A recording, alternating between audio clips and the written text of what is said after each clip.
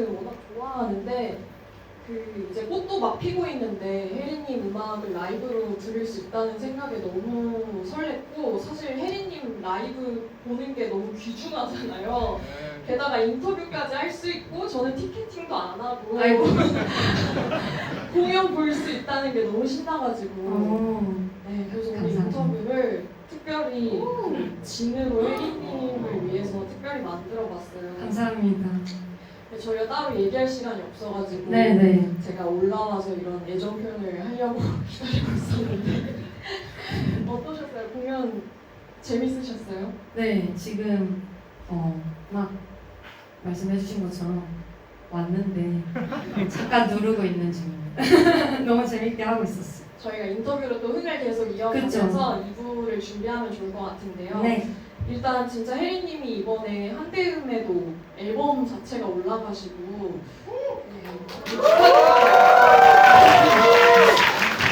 그런 상승세를 이 살롱콘에서 이어받아가지고 이렇게 네. 만날 수 있게 돼서 너무 기쁘고, 특히 또 제가 오늘 무대가 너무 기대된 이유가 이제 리메이크 앨범을 들으면서 주혜린의 라이브에 대한 기대감이 엄청 커졌거든요.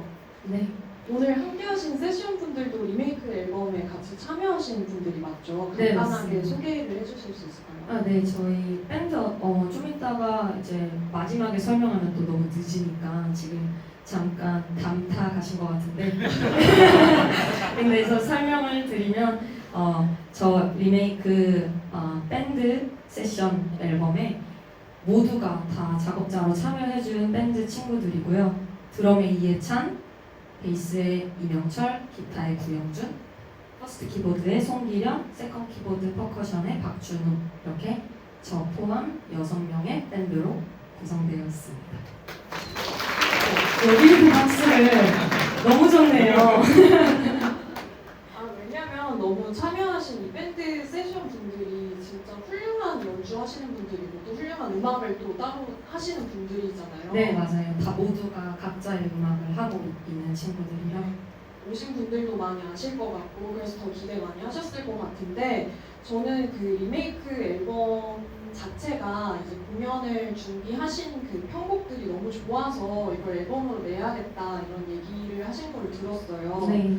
그래서 궁금했던 게, 그럼 처음에 이제 공연 준비하실 때부터 이 원곡을 살리는 방향이 아니라 조금 더 편곡을 새롭게 하셨던 것 같은데 네. 그때 그 아이디어는 어디에서 나오게 된 건지 궁금했습니다. 제가 사실 지금까지 라이브 많이 하진 않았지만 모든 라이브에서 거의 멤버가 변한 적이 없어요. 그래서 첫 단독 공연을 냈다 스케줄을 잡고 첫 라이브, 제 이름을 건 첫 라이브를 준비하고 있을 때 사실 저희 밴드 모두가 사실 원곡과 비슷한 라이브에 대한 흥미가 없는 사람들이라 네. 라이브는 라이브만의 메리트가 있어야 되지 않나라는 생각을 했고, 그래서 이제 아예 뒤집는 편곡들을 많이 했던 것 같습니다. 그래서 뭔가 앨범에서 느껴졌던 그런 감정들이나 막 그런 것들이 좀 더 깎여서 엄청 에너지가 더 튀어나오는 것 같더라고요. 감사합니다. 이번에 또 일본판까지 발매하신다는 소식을 얼마 전에 들었는데 네. 앨범이 참 잘 팔리는 것 같더라고요. 네.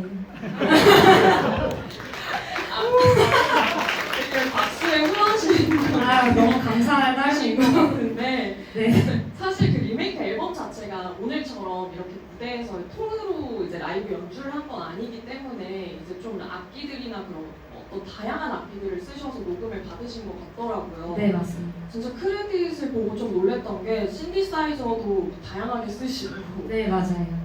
약간 건반 악기도 오르간부터 클라비넷도 봤고요. 네네. 그래서 되게 라틴 리듬 악기들도 쓰시고 네. 그래서 이 악기에 대한 열정이 남다르신 것 같다라는 인상을 받았거든요. 그래서 그 악기를 향한 애정을 오늘 좀 어떤 얘기들을 들어보면 좋을까. 사실 악기에 대한 애정은 저희 팀원들의 좀 그 애정이 커서, 네.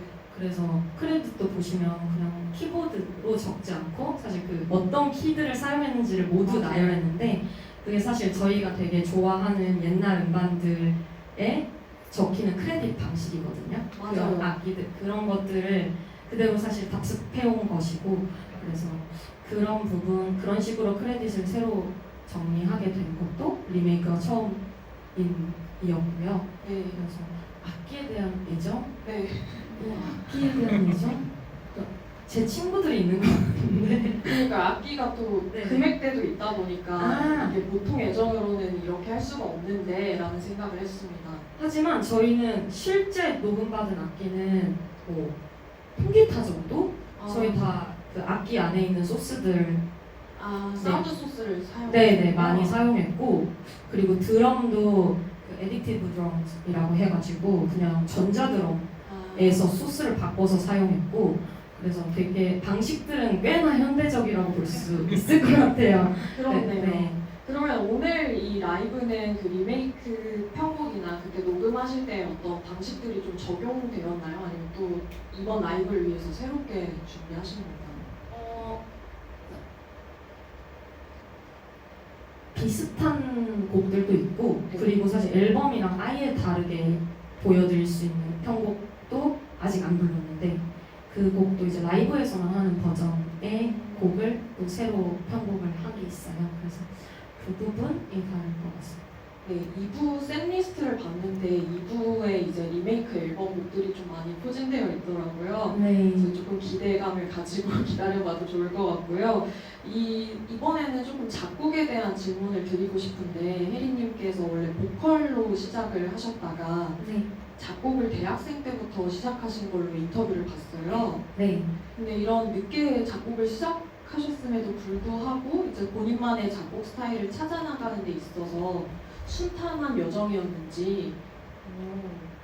근데 저는 어렸을 때부터 음악은 너무 많이 들어왔어서 사실 곡을 이제 써야겠다라고 했을 때 나오는 건 되게 자연스러웠던 것 같고 그래서 그 스타일을 찾는 데는 순탄했지만 네. 사실 매 곡을 작업하는 데 있어서는 한 곡도 순탄한 적이 없는 것 같아요.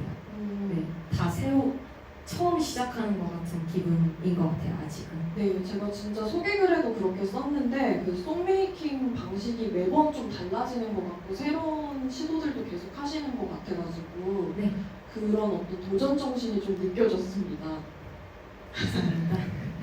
게다가 방금 말씀하셨듯이 이제 음악을 정말 많이 들으신다는 게 여러 군데에서 좀 티가 나는데 이런 앨범 제목 짓는 거나 앨범 커버 같은 어떤 음악 외적인 요소들에서도 좀 뭔가 많은 음악가들의 디스코그래피를 좀 살펴보셨지 않나? 이런 생각이 든 게 이 되게 일관성이 있고 제목 지으시는 거나 어떤 커버 어떤 색감이나 이런 것들이 그런 게 있어서 뭔가 혜리님께서 먼 훗날 나의 주혜리는 클릭했을 때 나오는 그 앨범 리스트들이 뭔가 하나의 그림을 갖고 있는 걸 계획하신 게 아닌가 이런 생각도 좀 해봤어요.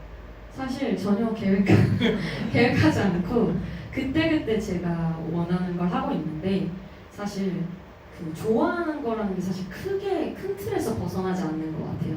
그렇다 보니까 모아놨을 때도 일관성 있다고 느끼실 수 있을 것 같고 근데 말씀하신 것처럼 저는 좀 클래식한 걸 좋아하고 네. 그리고 아주 예전 음반들에서 제가 좋아하는 아티스트들이 해왔던 행보 자체를 멋있어 하기 때문에 네. 그런 부분에서 아마 그런 감상을 느끼시지 않았나 싶습니다. 그러네요. 뭔가 멋진 뮤지션들의 행보들을 레퍼런스로 갖고 계시기 때문에 이런 게 좀 나올 수 있었던 것 같아요. 네, 사실 그냥 이전에 예전부터 좋은 음악들은 너무 많이 나왔고 그 음악들의 영향을 너무 받고 있죠. 저희 세대의 뮤지션들은. 네. 그렇기 때문에 그거를 아주 좋은 자양분으로 흡수해서 또 제 해석을 더해서 그렇게 지금 보여드리고 있는 것 같습니다. 네. 그리고 제가 혜리님에 대한 수식어를 혼자 만들어봤는데 메모장이 궁금한 여자. 모든 인터뷰나 이런 얘기하신 것들을 찾아봤을 때 그 곡의 첫 출발이 되는 문장이나 그런 아이디어들이 메모장에서 많이 나오는 것 같았어요. 네.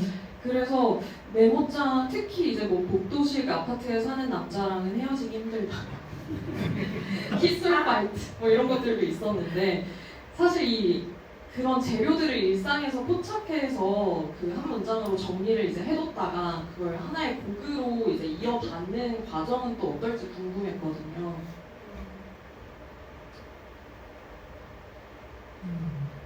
저도 다시 생각해 보게 되네요. 오늘 되게 인터뷰가 게릴라잖아요. 저희가 미리 질문을 받은 게 아니라서. 저희가 사전에 어떤 협의도 없이 네, 그냥 그래서 제가 지금 고민을 하게 되는데, 너무 용감하게 여기 올라왔는데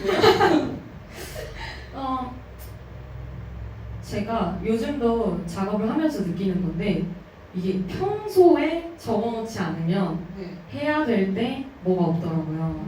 그래서 되게 습관화가 된 것 같아요. 한 줄씩 적어놓는 습관은. 근데 사실 매번 그렇게 좋은 생각이 나는 것 같진 않고, 네.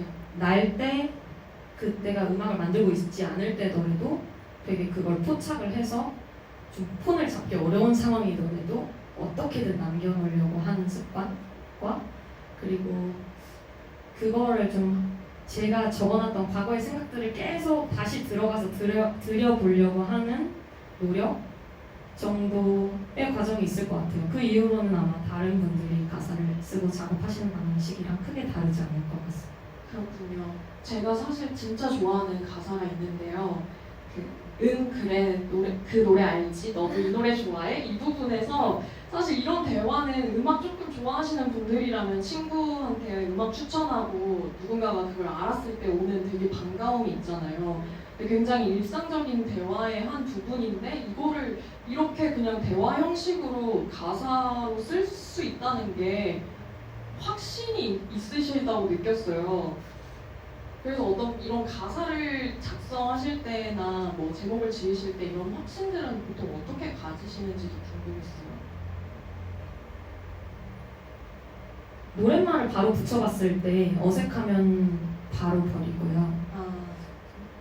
그냥 원래 있었던 노래같이 들리는 경우에 확신을 얻는 것 같아요. 그냥 내가 쓴 게 아닌 것 같고 이미 내가 그걸 들어서 따라 부르고 있다는 감상이 들 때 아, 이거는 멜로디랑 가사말이랑 일치가 됐구나라고 생각을 하는 것 같습니다. 음을 붙였을 때 자연스러우면 택하시고 그렇지 않으면 버리시는 과정이군요. 근데 음을 붙이지 않을 때는 어떤 말이든 되게 그럴싸해 보이거든요. 근데 사실 그 멜로디랑 딱 일치하는 가사는 그렇게 많은 옵션이 있는 것 같진 않아요. 제 생각에는. 네. 그래서 정확히 이거다 하는 옵션이 사실 몇 개 없다고 느껴져서 빠르게 확신을 찾는 것 같습니다. 그렇군요. 그리고 저 스테레오 그 앨범이 입체적이라는 이제 표현을 쓰셨는데 그런 입체적인 매력이 나오는 게 이제 뭔가 사운드는 굉장히 장인들이 만든 것 같은데 가사는 또 굉장히 일상적이어서 되게 친근하게 기댈 수가 있거든요.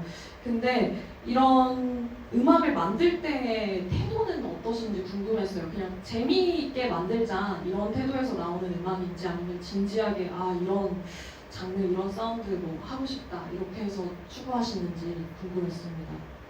저랑 저희 같이 프로덕션 만들어준 친구들이랑 항상 작업할 때는 그냥 듣기 좋은 거라만 생각하는 것 같아요. 그래서 장르가 혼합되기도 하고 네. 이게 무슨 장르다라고 명확하게 표현하지 못할 때도 많지만 그렇지만 어떤 사운드에 대한 방향은 되게 진지한 것 같아요. 이런 느낌이 나려면 무조건 이 사운드가 나야 된다는 방향에 대해서는 진지하지만 사실 좋으면 장땡이다 라는 네. 생각으로 작업하고 있어요.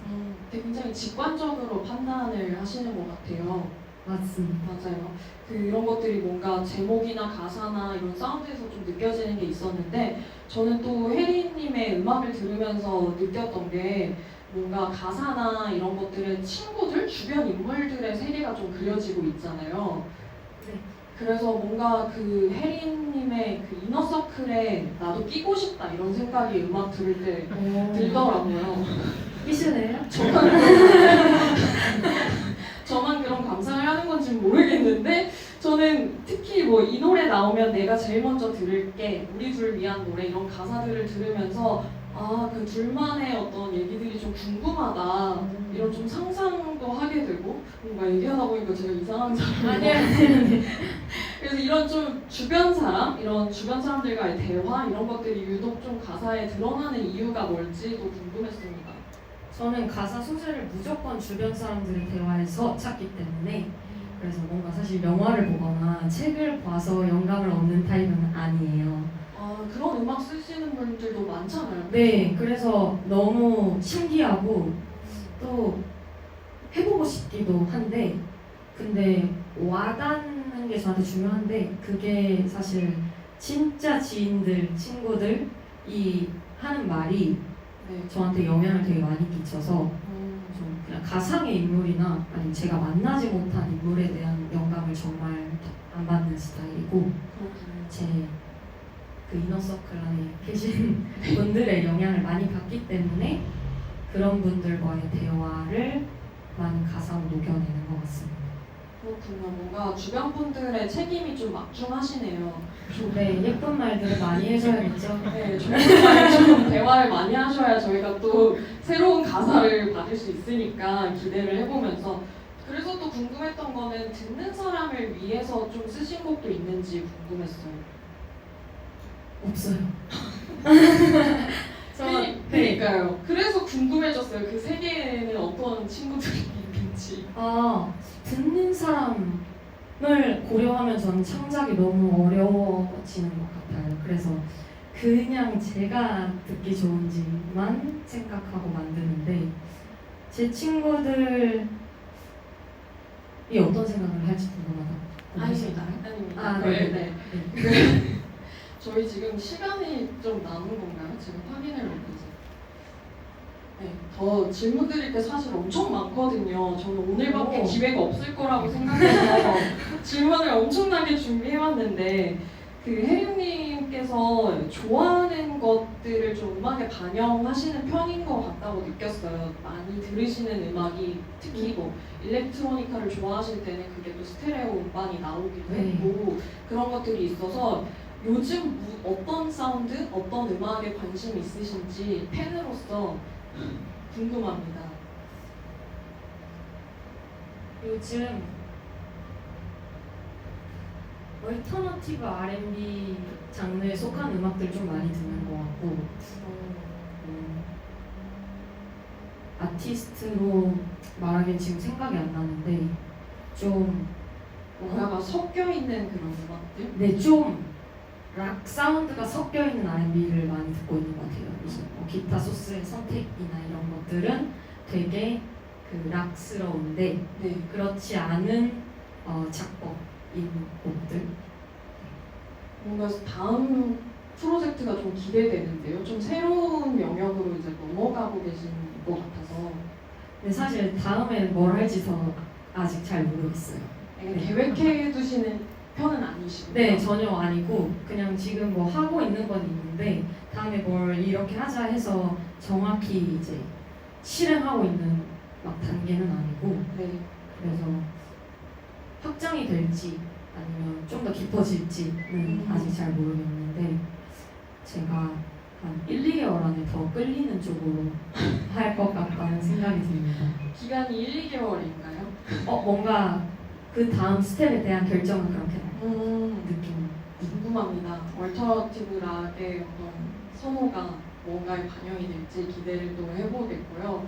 그리고 제가 왜 혜림님한테 그 음악력, 약간 헤비 리스너의 기운이 난다고 많이 느꼈는데 이런 음악을 좋아하시는 것들이 이 하시는 음악에 또 이제 해나갈 음악들에 반영되는 게 이제 본인이 작곡하실 때 어떤 스타일인지도 좀 궁금했어요. 그러니까 본인이 많이 듣고 좋아하는 음악들이 저절로 이렇게 자연스럽게 해나가는 음악들에 반영되시는 어떤 편이신지? 네, 아마 저는 모든 아티스트가 그럴 거라고 생각해요. 네. 제가 그 플레이리스트 짜신 것들도 많이 들어봤거든요. 네. 근데 정말 다양하게 약간 보사노바도 좋아하시고 뭔가 R&B 고전들도 좋아하시고 이런 네. 것들이 있어서 약간 언제부터 이렇게 음악을 정말 깊게 들어오셨는지 이런 얘기들도 좀 들어보고 싶었습니다. 언제부터? 저는 근데 깊게 들어온 거는 성인 돼서인 것 같고 네. 고등학생 때까지는 여러 인터뷰에서 제가 언급한 적이 있지만 전 R&B만 들었었어요. 그래서 되게 편협하게 들어오다가 좀 10대 후반부터 20대 초반까지 진짜 음악을 해야겠다 생각하면서 이제 다른 친구들의 플레이리스트도 흡수를 하고 하다 보니까 좀 다양한 장르도 듣게 된 것 같습니다. 그럼 한 가지 마지막으로 궁금한 게 이제 R&B 스타일로 가겠다라고 생각을 하시다가 지금은 사실 R&B라고 규정 짓기보다는 좀 팝으로 엮일 수도 있는 그런 좀 확장된 음악을 하고 계신데 그럼 보컬 스타일도 조금 바꾸신 게 있으신지도 궁금해요. 저는 완전 옛날에는 아예 목소리도 다르게 노래 불렀었어요. 완전히 많이 바꿨어요, 보컬을. 너무 궁금한데 약간 그래서- 소울 R&B 스타일로 창법을 하시다가 바꾸신 건가요? 네, 그랬던 것 같아요. 그때 자료는 다 불태웠는데 자기가 원래는 네, 그냥 제 있었나요? 하드에 있었는데 아, 그것조차도 이제 없앴는데 근데 목소리도 더 이제 두껍게 쓰고 뭔가 조금 더 과장되고 제 몸집보다 좀 더 크게 부르려고 해왔던 기간들이 좀 있었던 것 같고 네, 곡을 쓰면서 이제 스타일이 바뀌다 보니까 네. 그 스타일에 맞는 연주를 저도 제 성대로 해야 되니까 네. 좀 많이 고민하고 연습하고 해서 지금의 목소리까지 오게 된 것 같아요. 그렇군요. 약간 예전 자료들이 없다고 하시니까 더 없어요, 궁금하긴 없어요. 한데요. 그 어디에도 없어요. 아쉽네요. 그리고 지금 정말 그 어딜 가서 오늘 이 살롱 콘서트에 오신다고 얘기했을 때도 정말 주변에서 많이들 부러워하시고 너무 이 공연 가고 싶다 이런 얘기들을 하신 만큼 되게 많은 관심을 받고 계신데 이제까지 EP를 이제 발매해 오셨고 이제 정규 앨범에 대한 기대감도 조금 들거든요. 이런 계획들도 있으신지 들어볼 수 있을까요? 없어요. 아직 없어요. 단호하게. 왜냐면 사실 앨범 단위에 대한 그 고집이 딱히 없어요. 그래서 어떤 앨범 단위가 크다고 진지한 것만은 아닌 것 같아서 저는 아직 조금 더 커야 될 것 같고 제가 좀 더 성장해야 좀 정규를 만들고 싶다라는 생각이 들 것 같고 근데 요즘 여질문을 많이 받는 것 같아요. 왜냐면 너무 상승세셔서 이 정규 앨범에 대한 갈증이 이제 이 팬들은 있을 수 있죠. 너무 기대해 주시면 실망하실 수도 있겠다 생각하면서도 그냥 기대해 주셨으면 좋겠고 그렇게 먼 기간이 걸릴 것 같진 않아요. 제가 욕심이 있다 보니까 만들다 보면 좀 더 많이 넣고 싶은데 곡을 하다가 키워질 수도 있는 거고 하지만 그 단위 자체에 대한 계획은 솔직히 말하면 없습니다. 그럼 이제 마지막으로 인사하면서 앞으로 뭐 계획이 있으시거나 그런 활동 계획 있으시면 말씀해 주시면서 저희 인터뷰 마쳐볼까요? 네, 저는 열심히 지금 음악 만들고 있고 그래서 올해 또 들으실 수 있는 음악들로 다시 찾아뵐게요. 그리고 또 연말이 될지 그 전이 될지 모르겠지만 단독 콘서트도 계획을 해보려고 하고 있고 그래서 여러분들 오늘 공연 즐겁게 보신다면 또 찾아와 주셨으면 좋겠습니다. 감사합니다. 감사합니다.